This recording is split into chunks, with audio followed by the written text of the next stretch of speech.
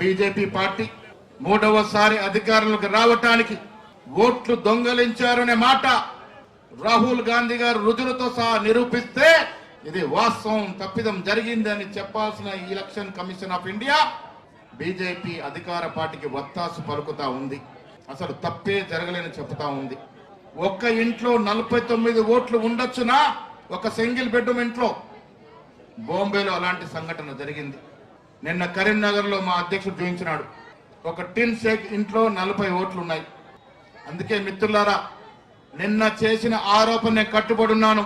మళ్ళీ చెప్తా ఉన్నాను, తెలంగాణ రాష్ట్రంలో గెలిచిన 8 మంది ఎంపీల ఎన్నిక పట్ల మాకు తీవ్రమైన అనుమానాలు ఉన్నాయి. ఇక్కడ కూడా ఈ 8 మంది ఎంపీలు ఓట్లు దొంగలించే గెలిచారని కుండలు బద్దలు కొట్టి చెప్తా ఉన్నాను నేను.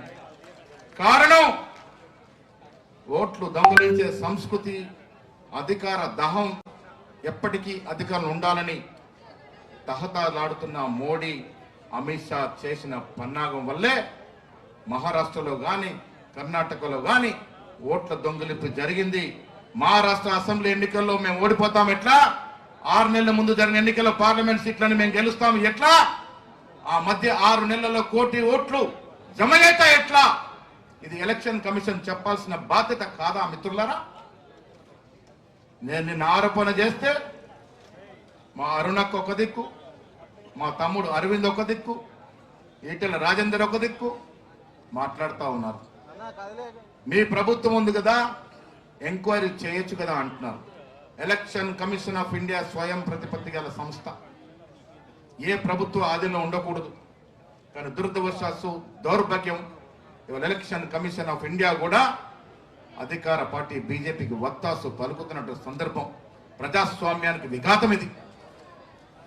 8 మంది ఎంపీలు భుజాలు తడుపుకుంటా ఉన్నారు. ఇవాళ గెలిచిన తీరు పట్ల అనుమానాలు ఉన్నాయని మళ్ళీ చెప్తా ఉన్నాను. మా నిజామాబాద్ పట్టణంలో మహారాష్ట్రకు సంబంధించినటువంటి ఎంతో మందికి ఓట్లు నిజామాబాద్ పట్టణంలో ఉన్నాయి. వాళ్ళు మహారాష్ట్రలో ఓటేస్తారు, నిజామాబాద్ లో ఓటేస్తారు. ఒక పౌరుడికి 2 ఓట్లు ఉండొచ్చునా? ఇక్కడ గెలిచిన 8 మంది ఎంపీలు చెప్పాలి. చెప్పే పరిస్థితి లేరు. నేను మళ్ళీ చెప్తా ఉన్నా, అనుమానాస్పదమైన ఎన్నిక 8 మంది ఎంపీలు అన్నమాట. రేవంత్ రెడ్డి గారి ప్రభుత్వం ఈ రాష్ట్రంలో కుల సర్వే చేసింది. రాహుల్ గాంధీ గారి కళని సాకారం చేసింది. 56.33% ఈ రాష్ట్రంలో బీసీలు ఉన్నారనే మాట ఒక అఫీషియల్ డాక్యుమెంట్ ఇవ్వగలిగింది. దాని తర్వాత 42% బీసీలకి రిజర్వేషన్ ఇస్తూ 2 చట్టాలు చేస్తే కేంద్రం మొఖాలడ్డేసి 4.5 మాసాలుగా కేంద్రం వద్ద పెండింగ్ లో పెట్టుకుని ఉంది. నేను కిషన్ రెడ్డి నిన్ను అడిగా, ఇవ్వాలి కూడా అడుగుతా ఉన్నా, ఎందుకు ఇంత అక్కసు మీకు బీసీల మీద అని. ఒక రెడ్డి బిడ్డ అయిన రేవంత్ రెడ్డి గారు కుల సర్వే చేయంగా లేనిది, 2 చట్టాలకు బీసీలకు ఇవ్వాలంగా లేనిది, నీకెందుకయ్యా కడుపు నొప్పి అనే మాట మాట్లాడుతా ఉన్నా. నీకు భయపడి ఇలా బండి సంజయ్ గాని, ఈటెల రాజేందర్ గాని, లక్ష్మణ్ గారు గాని, అరవింద్ గారు గాని, మా బీసీ ఎమ్మెల్యేలు కూడా కనీసం బీసీ రిజర్వేషన్ గురించి మాట్లాడతలేరు. ఇంత భయం గుప్పిట్లో ఎందుకు ఉంటారని అడుగుతా ఉన్నాను మా బీసీ సోదరులను. ఆయన మీద నాకు వ్యక్తిగత కక్ష ఏం లేదు. ఫస్ట్ నిన్న జగిత్యాలలో ఓటు చోరీ కంటే ముందు సీట్ల చోరీ గురించి ప్రశ్నించి దానికి సమాధానం చెప్పాలి.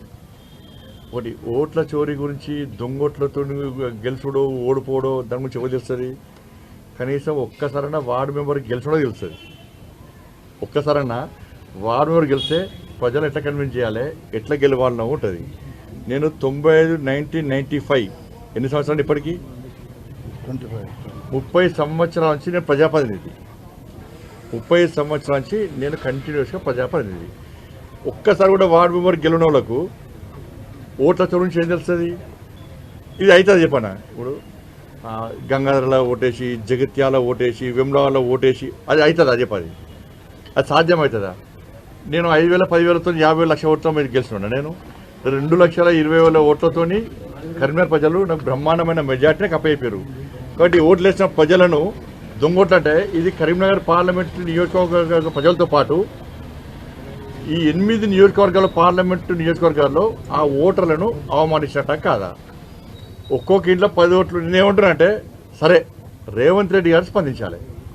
అసెంబ్లీ రద్దు చేయాలి, ఎన్నికల కమిషన్ లెటర్ రాయింది, రాసి మొత్తం పూర్తిగా ఒక్కొక్క ఇంట్లో డబుల్ ఓట్లు ఉండి అన్ని తీసేయమని చెప్పి లెటర్ రాయింది. దాని తర్వాత మళ్ళీ ఎలక్షన్స్ పెట్టుర్రి.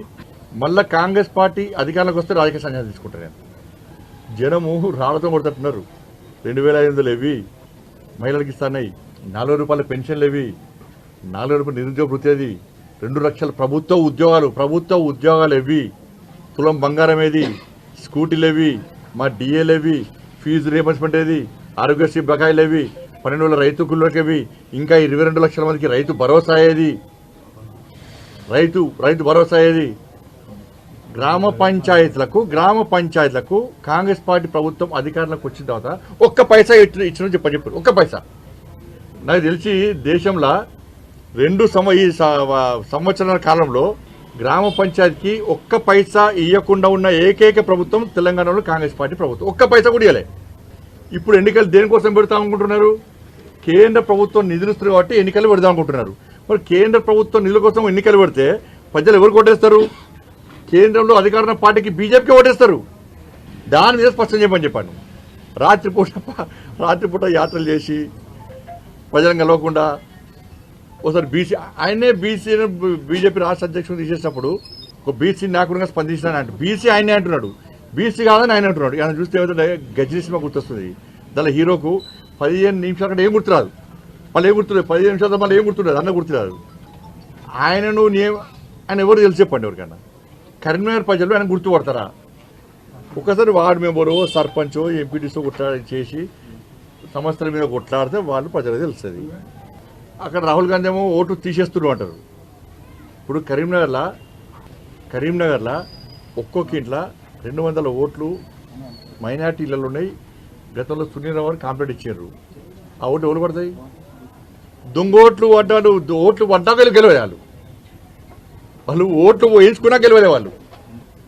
మైనార్టీలలో ఒక్కొక్క ఇంట్లో 50 ఇండ్లు ఉన్నాయి, కరీంనగర్లో ఉన్నాయి. మేము ఫిర్యాదు కూడా చేసినాం, తొలగించలే. ఆ ఓట్లు ఎటు పడతాయి?